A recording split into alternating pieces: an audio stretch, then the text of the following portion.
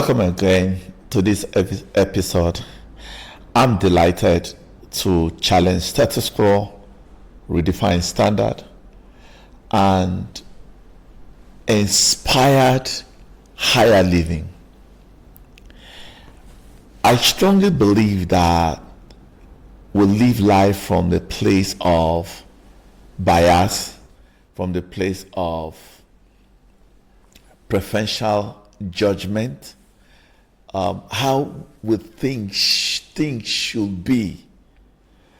I feel that we are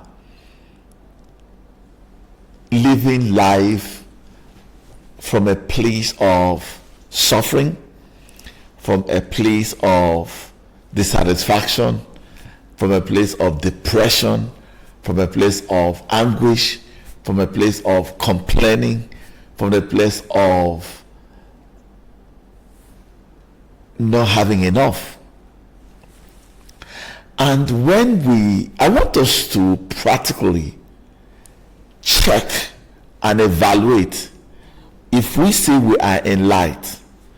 Let's most times look at the attributes of light.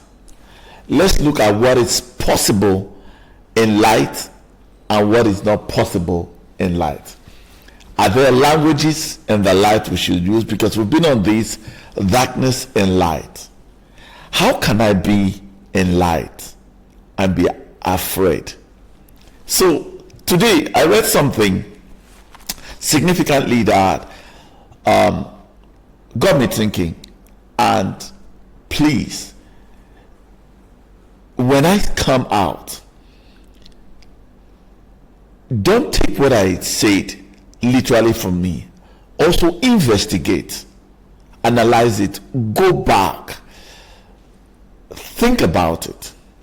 If I live in light, the quality of my life should be able to represent light. If I'm in darkness, the quality of my life will represent. And I believe a lot of us are in darkness. Let me read a particular thing that I read, and I've been pondering around it. Maybe you need to ponder around it. Whoever.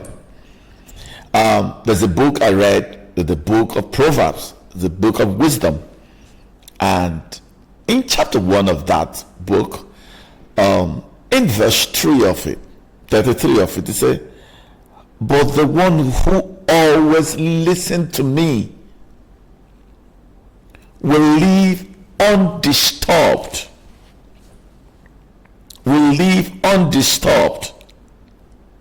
in a heavenly peace, free from fear, confident and courageous. That one will rest unafraid." Woo, did you say unafraid? "And shelter from the storm of life." So what triggered me was, it said, "Who listened to me?" And I have these 5 models or 5 things that governs me on a daily basis. And it's so clear every morning I look at it. I start by asking myself, who loves me? Because we are living a life that transcends us. How do I mean? If you stop wishing and see, when you just manifest your dream without, you create it, you manifest it, that means there's something you are highest. If you can't, it means there's something higher than you, and that will lead you or lord you. Some people are lured essentially by their higher self. Some people are lured by divinity. Some people are lured by the Father of our Lord Jesus Christ, the God, whatever that means to you. And some are lured by their values. Others are also lured by their wives, by their children, or by circumstances. So it means that there is somebody or something that loves you. It could be your job, it could be your relationship can lord you. So one, who loves me? Number 2, who leads me? So automatically, who loves me should lead me, because this person, this entity, this higher self, this Father, this God is higher. And so if he loves me, it means that I am governed by him, so he leads me. And leading means I'm going to listen to him. So who loves you, who leads you, who do you listen to? Because when you wake up in the morning, you're listening to somebody. There's a story in your heart. There's a narrative that governs you. There are people who govern you. What leads you? What you listen to? It could be music, whatever it is. So number one is you wake up, who loves you? Number two is who leads you? Number three, who do you listen to? Which would advance you to a place who do you look up to? How do you learn from? These 5 L's has been so significant to be able to put me in boundary, and so that I am in conformity to my natural self and to where I belong. So number one is who loves you, who leads you, who do you listen to? So he now says, but the one who always listen to me will live undisturbed. Undisturbed. The question, is it possible in the face of adversity and uncertainty in this VUCA world, where things are changing, where love of many are waxing cold, where people are naturally so wicked and so self-centered, where specialness has taken the order of the day, where everything, it's almost all the value we have held before are almost going, where honor is in abyss now, where respect and accountability are completely gone. People talk about integrity. Let's not even go to that. But I'm saying, in the light, he said, if you listen to me, will live undisturbed in a heavenly peace. So peace, heavenly peace, is in the light. So can we be in light and be disturbed? Sometimes I question people, why are you angry over disappointment? Where are you upset when representation, manifestation, outcome does not align to a preferential outcome? How? So if is it possible to live undisturbed? And truly it is possible when you truly live in the light, because the attribute of the light carries qualities, carried the potential to cause you to live in the heavenly places. Now it said again, free from fear. And this is where we're going to be anchoring. And I'm going to read another thing, so we are not biased in what I'm saying, so that we can heighten our awareness, bring ourselves into consciousness, so that we will pursue higher life. How can I live in the light and I'm afraid? So it means that there's confidence in the light. It means that there's courage in the light. That one will rest unafraid and shelter from the storm. So I strongly believe that we were raised and we were parented in weakness. Let me read something that had caused me to deepen my research, to evaluate my life. So, when people are in light, are they supposed to be rejoicing in trouble or depressing in trouble? But permit me to read something significant that I saw somewhere. The writer of the Romans said something in Romans chapter 5. And don't forget, it is important to literally evaluate, are you in light or are you in darkness? Or do you assume that you are in light, but meanwhile there's a darkness? You are in darkness in light. And that's the more reason we're discussing this. So let me read this. He said, our faith in Christ transferred righteousness to us, and he now declared us flawless in his eyes. This means we have enjoyed true and lasting peace. Remember, I talked about heavenly peace with God, all because what our Lord Jesus, the Anointed One, has done for us. Our faith guarantees us permanent access. I love that. Permanent access. He didn't say today we are moody, today we are out.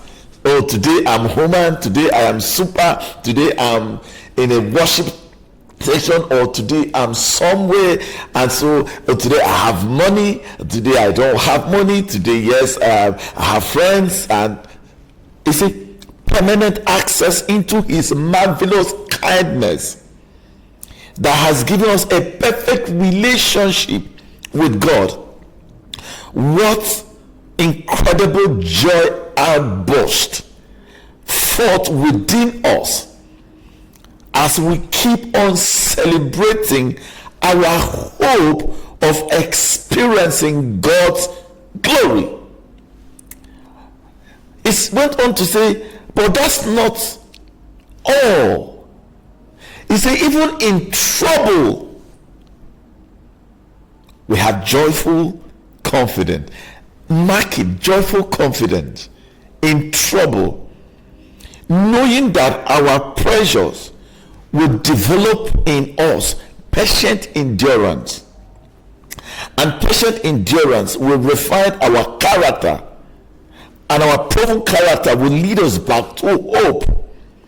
And this hope is not disappointing fantasies, because we can now experience the endless love of God cascading into our heart through the Holy Spirit that lives in us. For when the time was right, the Anointed One came and died to demonstrate his love for sinners who were entirely, this is where I'm going, who were entirely helpless. Is it possible you are in light and you are helpless?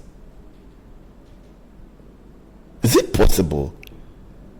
So why do we feel sometimes we are helpless? Nobody help us. Oh, nobody is helping us. Oh, people are rejecting us. So it means the way we are parented, the way we are cultured, I think sometimes there are things they didn't tell us. And we need to search it out. So please, search and find out the attributes of light and the attribute of darkness. So when you say you are helpless in this side of the kingdom, it means it might indicate you are in darkness in light, because there's a help in light. The second one is weak. Can we be in light and be weak? I want to take it literally from this point of attribute of light, when you come in, when they take light in darkness, you just, everything, you feel fainted. You're fainted, you're not in your prime. And the third one says, powerless to save themselves. Helpless, weak, and powerlessness. And the five attributes of these three main events, let me bring it down. Number one is, most people who are in darkness, they are defensive prone. In fact, we defend our ignorance, we argued, we terrorized, we bring certain arguments, and most of those arguments cannot line up with peaceful, heavenly, peaceful, calmly, quiet, that life that characterizes peace, heavenly peace, the peace that passes understanding. So you are in the midst of storm, but there's a heavenly peace. You are in the midst of breaking. They have just served you breakfast, but there's a peace, knowing that this is a temporary thing. Where we are going will be, who lied to us that when we meet breakfast, we should associate it with the attribute of darkness, helplessness, weakness, and powerlessness. Because the moment you say you are hot, it means you are weak.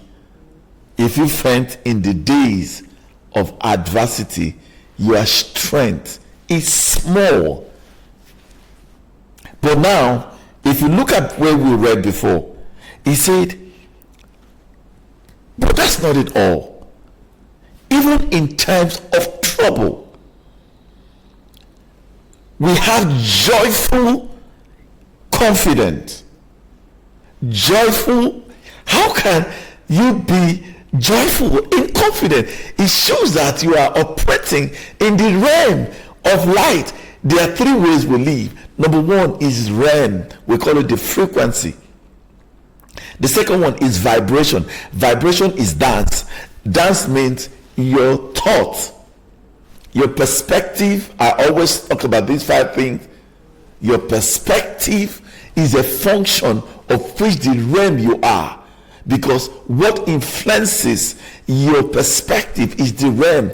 So now, if I'm in darkness, it should influence. It is a frequency. It influences the kind of thought, the perspective, the thought, the belief system, the emotional engagement. And one of the emotional engagement in light is joy. Joyful confidence. Joyful confidence. Joyful confidence. So if we are in light and we hit a patch and we are depressed, how did we get to that point where we see how? So frequency, vibration, which is your thought and your belief system, and now you have your energy. Energy is now emotion. So I've always asked, people say they are emotion. Oh, I'm very emotional. You're very emotional. Please tell me what type of emotion. Are you sad or are you joyful? Are you confused or do you have clarity? You need to understand what emotions are. So you're deploying them will determine whether you are emotional. So please don't just say I'm emotional. It's compound, it's confusing. Are you a sad person? Are you a joyful person? Now, if you look at energy will determine whether you are in light or in darkness. Every time you say you are confused, go and check how you feel. Confusion means that you have no clarity. Every time you say you're clear, you have clarity, mental clarity, super clarity. You know where you're going. So when you say you are helpless, let's even bring the common word that we always say, I'm human. When we want to hide, we just say, I'm human. It's natural. What is natural to you? Because in our natural state of light, we smile. We are joyful in trouble. I'm going to stay on this because I really want us to think about it. I ask this question really, and sometimes the people think I'm callous in my expression around it. And I ask them, when you visit people in the hospital, probably they are sad because in their evolutionary process, they feel that sickness should make them sad. And I do not discount your pain, and you may be going through a whole lot at this moment. But I sympathize with you. My heart is to my prayers are with you. But let's say people who are in the hospital are in darkness because they are experiencing effects of darkness. Maybe sickness represents to them, whatever that sickness means. Now I'm visiting them, and I'm in light. And as a light worker, there are 5 things that characterizes me. Number 1 is I'm a healer, because you see, light brings healing. So number 1, I'm a healer. Number 2, I'm a messenger. It means that as a healer, I'm going to message healing. I carry healing to those people in darkness to be able to release them. And one of the characteristics is joy. Now I am a light because I'm a light worker. So that means that my effect is so powerful that I can bring light in darkness. Number 3 is transformation. It means that because I have message, I'm a healer, I'm a light, I'm able to bring transformation, which is a rebirth from where they are to where they should be, from the low place to a higher place. And now it's a place of possibility, because if you believe, all things are possible. I'm experimenting so weird. So are you supposed to be sad? I know somebody will tell me to rejoice with them that rejoice. Okay. Now, am I supposed to be? Because what it means, if they are there in their place, I'm supposed to carry my encouragement and my light to them, because I am in light. So now I'm showing them my light to. Okay, let's break it down. I ask again. When your car battery is down, which represents a set of darkness, do you use a dead battery to resurrect it, to resuscitate it, or to bring it to life? It's a live battery. So live battery is associated to light, isn't it? So should I be sad and sadden them and create multiple sad within the ecosystem so we multiply darkness? Or should I at least spark a hope, like revive them, that we rejoice even in trouble? And I think that what brings us into more dark world, because we have not found it essential to search some of these, to live from our low base understanding and transport ourselves to a point where we can think differently like the people in light. And I've been researching, I've been experimenting it. How can I be defined by my trouble, by the things around me. You lost a job, or you get to the office and they hand you over a termination letter. And what will come out of your mouth? And some of them have just linked into a channel of probably prayers, affirmation. They had been in such a high mood, and you just go back and somebody say, hey, I just lost my job. I should be sad and depressed. But not all. Even in time of trouble, we have a joyful confidence, knowing that our pressures will develop in us patient endurance. A patient endurance that will refine our character. And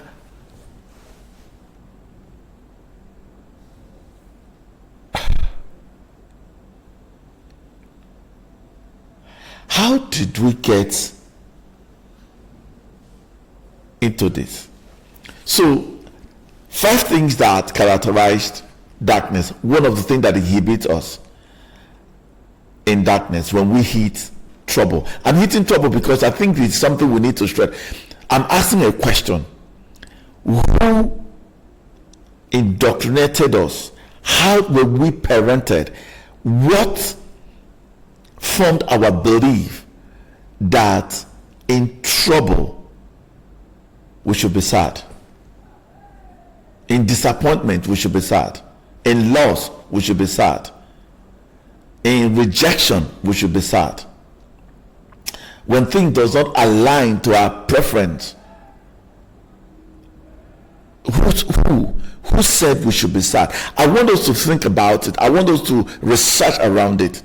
Is it, people tell you, oh, it's natural to be sad. But let's pause 1 minute. You had 2 guys that were handed over a letter of sack. That guy said, well, hey, it's okay, it's part of life. I'll get another job. The same thing happened to you with the guy. The guy laughed and smiled and said, you know what? This is an end to an old way. A new way is going to emerge. I'm going to explain how your energy in light determines your creative power and what you attract. That's how I'm going to end it. And this is where, if we're not careful, we'll continue to be in that loop. We have talked about what we call when you are in a hole, in a well, in a pond of darkness, and how you're going to come out of that pond is a function of the energy, either creative energy or destructive energy. And I would want you to know, I want you to bring out the clarity between what we call the light energy and the dark energy, how they express in our emotion. Our emotion becomes a seed that either construct us or deconstruct us. When you pause and think about it, and the light energy, you are very excited. You are in that vitality mode. You are in such a universal optimism. Your contagious optimism is so high. You are unbreakable. Going back to what we said when we started.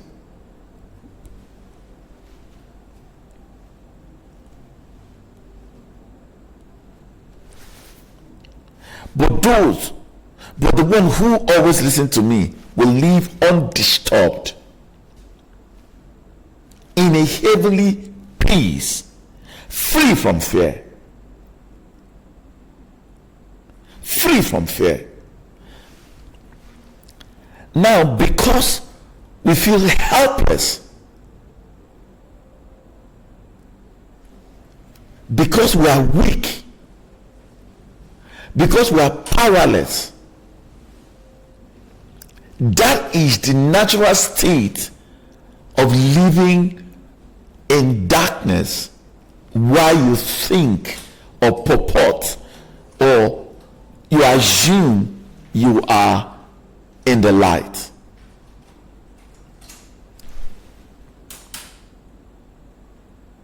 I did an experiment recently. I had an encounter, and in this encounter where I was locked up in a room regularly, and the whole idea about that room is to inhibit me, is to limit me, is to hinder me from my full exploration and from my full potential to find possibility. And regularly, every night, I will pray. I did a midnight prayer, like most of us did a midnight prayer. I felt helpless, I felt weak, I felt powerless. So when I engage in that prayer, as I'm praying from the place of bitterness, and from the place of revenge, and praying from the place of darkness. And so my prayer tone was in alignment to suffer. Meanwhile, I need deliverance. And deliverance has to be associated to certain energy level to find expression. Because it's a give, it shall be given unto you, pressed down, shaken together. So whatever a man sow, that is what you go to reap. So I am the creative force that attracts. So while I was there, regularly I prayed, bitter, upset. The next day, I will come back and when I dream again, I'll go back into that inhibition, that incubation, that place of restriction, that place of wall. So I was limited completely, and I was more upset. The more I look forward for deliverance, the more I am dipping myself in that pond of darkness. It went on months. Upset, I was going down. My thinking pattern was, people are against me. My thinking pattern was that, they want to destroy my future. My thinking pattern was that, I'm inhibited. It was all negative. Meanwhile, I was purported to be in light. I'm going to church, I'm praying, I'm doing everything I need to do, but there was something fundamental. So, as time progresses, one day I have prayed 3 hours, sweating, using all kinds of affirmation.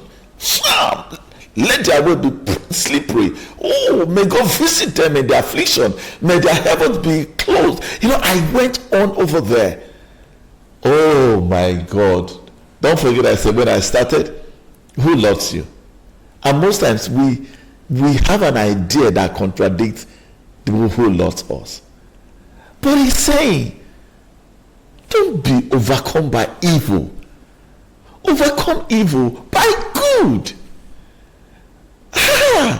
So I got a visitation, a chill cold. I said, hey, not so. Bless them. He said, how can I bless those who kept me in this pond? He said, bless them. Because your duty is not to be entrapped by their lower level. When people trapped you, they are, maybe like for instance, I'm in a higher level or I'm in a higher frequency. I'm in a place of joy. And now people are envious of me, for instance, if there are people like that, and people do not want me. What they do, they will attack me from their place, their lower place of darkness. Now they come with a bad words, and those bad words may likely affect me if I allow them. But now, if I bless them, I'm in a higher place. So I'm speaking the language of where I am. But when I allow them, they transfer me from my light to that darkness and give me their energy in bad words, in feelings, and whatever. So I am contaminated. So I have let my heavenly peace to their disturbed place. Because they are disturbed, their language represents disturbance. I think I'm making sense. But after I started blessing them. I said blessing. Whatever I said blessing. Ladies and gentlemen, that was the first day I got freedom. That was the day I came out. Now I was engaging the same strategy, the same tool to defeat them. So I was negative, I was in darkness. How can darkness overcome darkness? That's the justification. In this kingdom, in this part of life, we do not think rational. We have a system. That's why I said, who loves you? Who leads you? Who do you listen to? Who do you look up to? And who are you learning from? Very vital. And the person, my Lord said, don't allow evil to overcome you. Overcome evil by being good. So I started blessing them. Because blessing is associated to a joyful mood. And I became happy. I was free. And that was the end of that dream.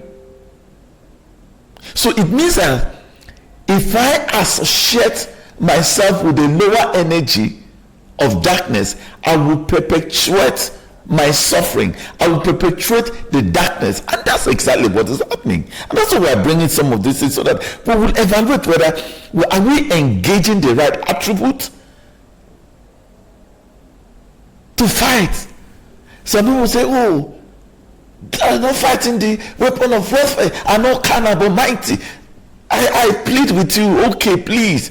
But please, engage the weapon of light, not the weapon of darkness. Because this is the distinction.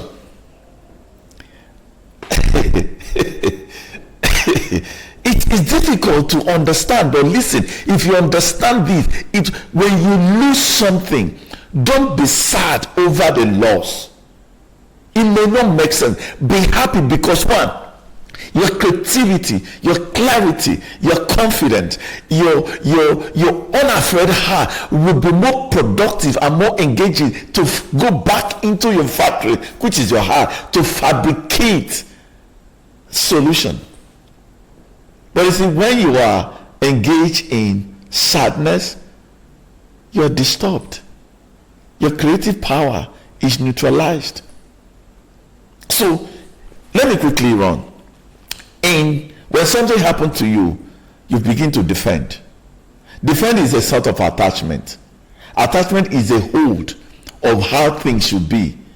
And let me tell you, how things should be dilute your faith, because you have an idea, and that idea contradicts the force of life. Faith is having no idea. Faith is trust of the goodness of God. That's what it is. And it means if it is good, it is good. And what is associated with good? Joy. Should I stay here and that people take advantage of me? If you ask those people whether they are taking advantage of you, they are likely going to tell you no. Who defined that taking advantage? It is you that defined it, and that's how you're going to experience it.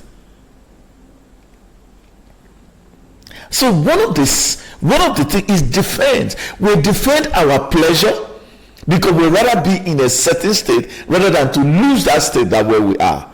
That's one thing we do, defend. The second thing we do is we resist. We resist the situation of things.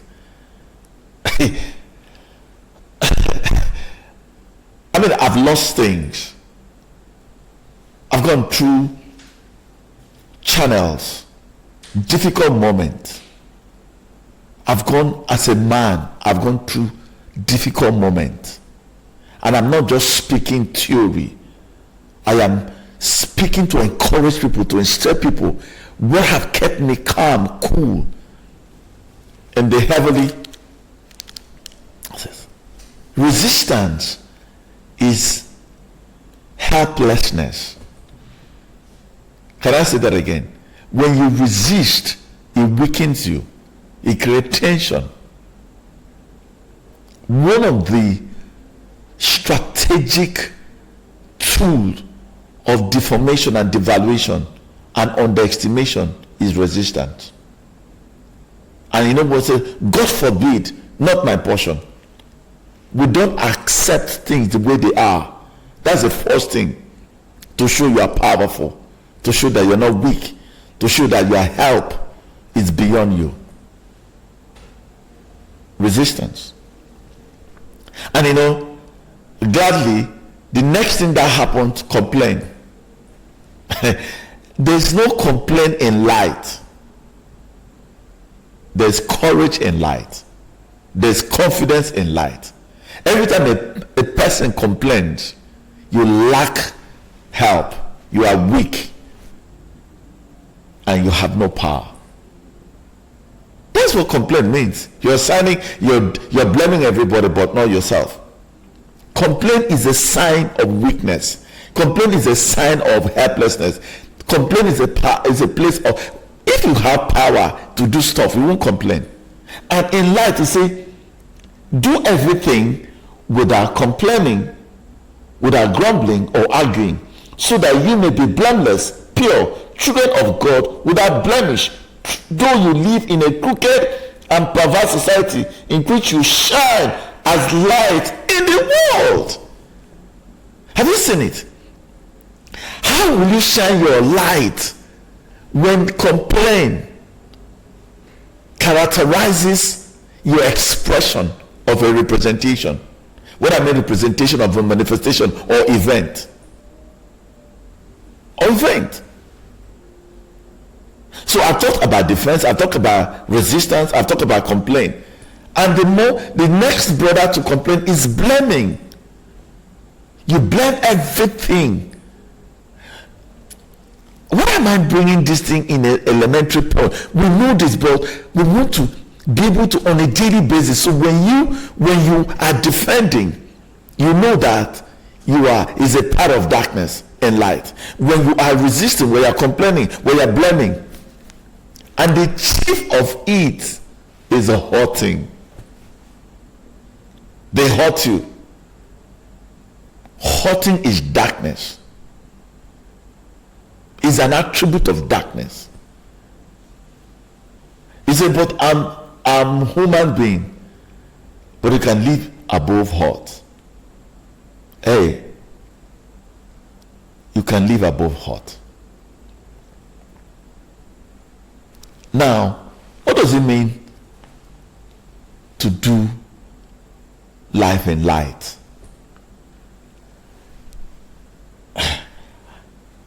And it transformed me. Research, acceptance is natural state of our being. We have lost our being and we are enthroning personality. And personality is what dictates defense, resistance, complaint, blaming, and hurting. But you see, when a military man sees an opposition, he's not going to blame, oh, who brought me here, no, or go through that. You know what? The first thing is to accept. Acceptance is a true sign of being in light. Accept what it is. That's a neutral ground. That's your groundedness. That's your truth. This is how it is. Once you resist it, it divides you because it shows that you are weak. But when you just accept it, it shows you have capacity. You activate your help. You activate your power. You activate your strength. You activate your courage. Don't forget, we say that, but the one who listens to me live undisturbed in heavenly peace, free from fear, confident and courageous.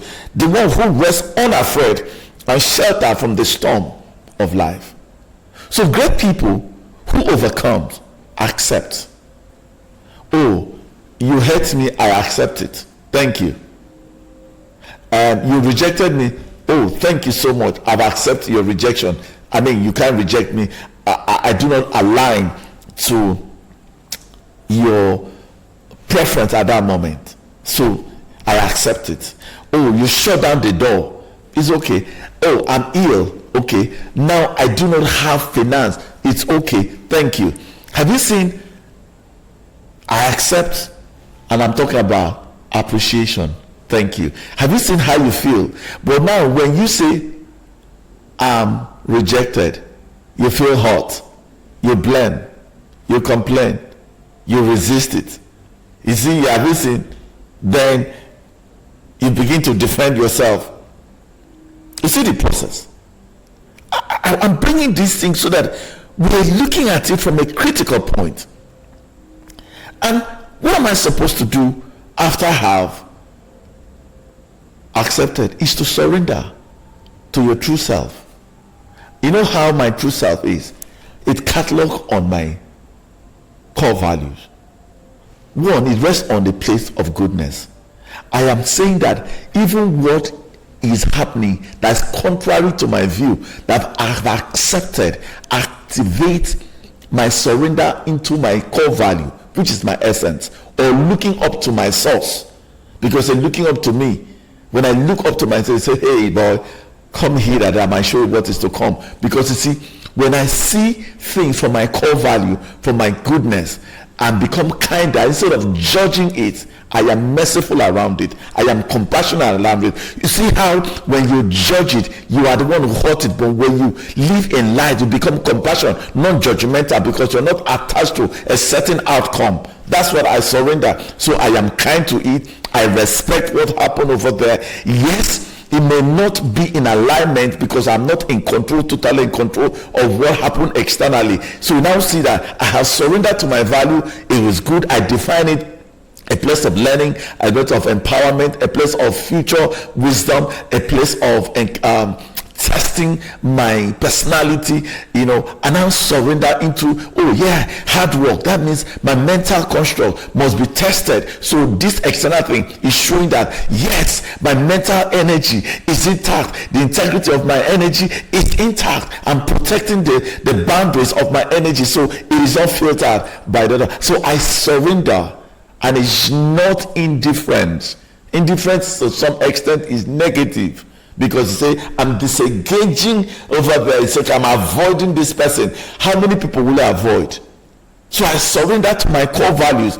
So now what's the next one? I become patient. That's what we said. The patient endurance is not about, you are suffering. No, I'm not suffering. I'm just patient, knowing that this is also going to pass away. What does it mean? I get into love. Now, love means unconditional living. Nothing is just as bad as good, because in neutral, you are utilizing both the negative and the positive for your goodness, because all things are working together for our good.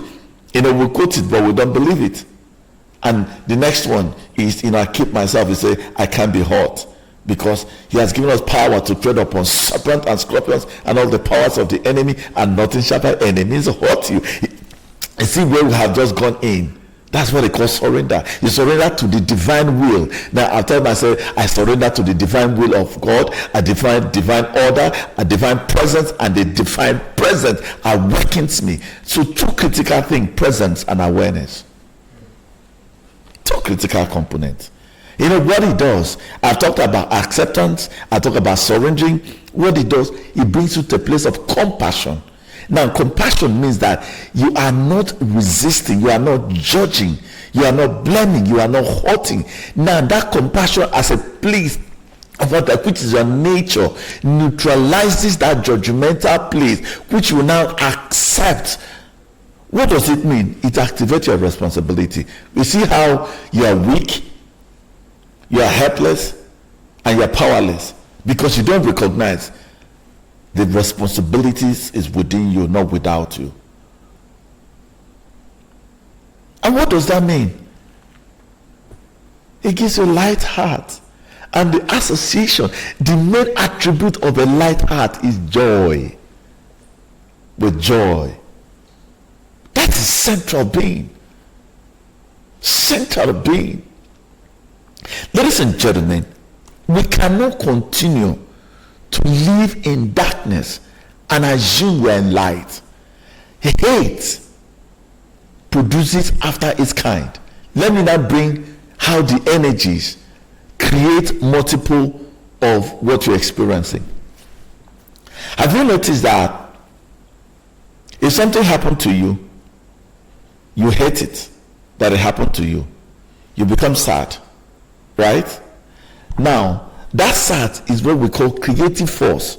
And in our creative force, it uses energy to fuel it. Like, let's say for instance, you want to change the level of water. You bring a kettle, you put it. If you plug it into the power, electricity, what happened? It transforms and gives you an exact temperature because you have plugged it on and plugged. If you remove it and it's not on power, what happened? It goes back to cold. So this is how it runs. You lost your job and you're sad. Sadness will create weakness. Sadness will create helplessness.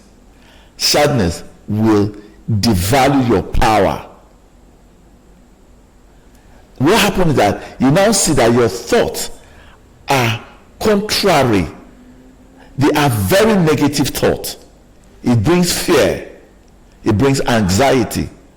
It brings complaint, hurting, blaming, and all that. Well, at the more you send those things as signal, you're going to attract more of what you're experiencing. Oh, I applied on this job. They took everybody. People who were happy that they are going to get a job, but you were sad, and you will get back exact sadness back onto you. You pray, go and pray, you finish praying, and you are excited when you have prayed, and you come back, your prayer was supposed to put you in a condition of joy, which is a channel of attraction. So you have prayed that you get a job. When you come back home, you are complaining, you are hurting, you are blaming the economy, you are resisting, you are defending. Oh, the prayer was answered, but there's a channel to follow, which is the energy to travel back to attract. When they meet the channel, is sad. They say, no, this person, we thought he was so to be excited, expecting that this is coming. Now, when they get in there, they see sadness. They will not know the channel again. And that's why, have you noticed that most time you pray, you have forgotten that you prayed, and it was when you are sleeping in a joyful mood that prayer answered, because you say, I prayed. You know, people have prayed and they feel that they are not answered, especially, you know, for if you're expecting to be married, and you know, a guy will come and serve you breakfast. You are sad, right? You're operating from a place of sadness. You are bitter, you are livid, you are disconnected from the flow of life. You will attract another person who will break your heart, and it becomes a serial breaking of heart, because you know why? You have not changed the channel of darkness into light.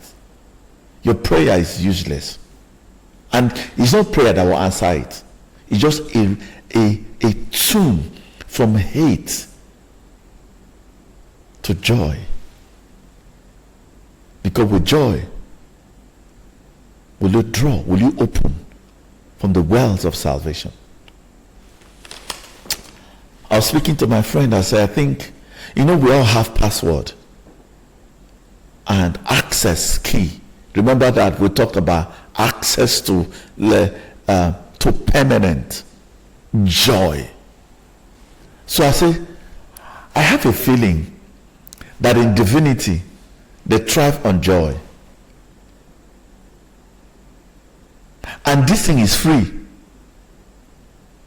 fortunately we procure it free of charge. It is free to hurt. It is free to be joyful.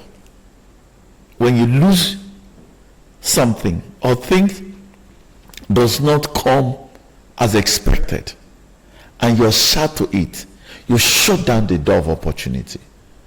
Because in light, they have a password of joy. Yes, I'm rounding up. Experiment it.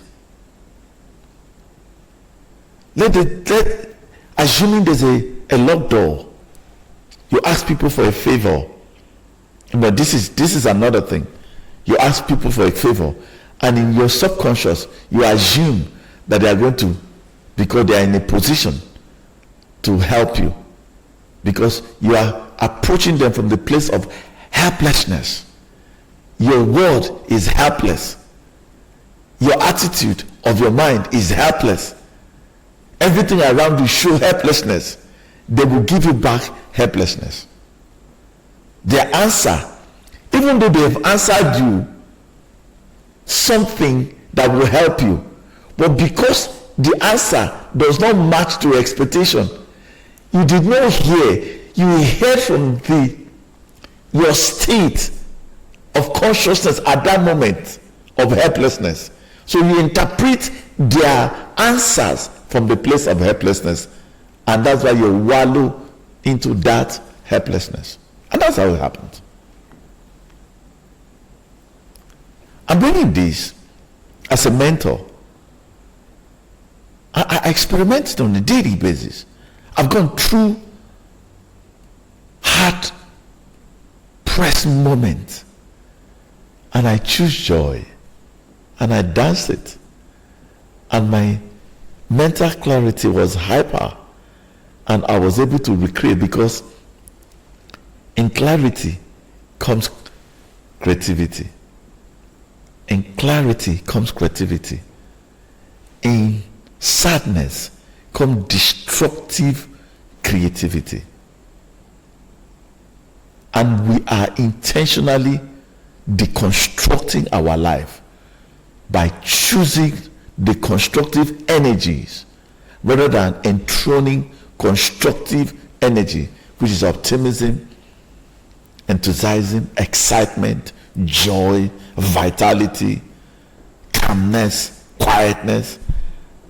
But what comes from our mouth on a daily basis will determine whether we're in light or whether in darkness. I advise you, it's time we challenge the status quo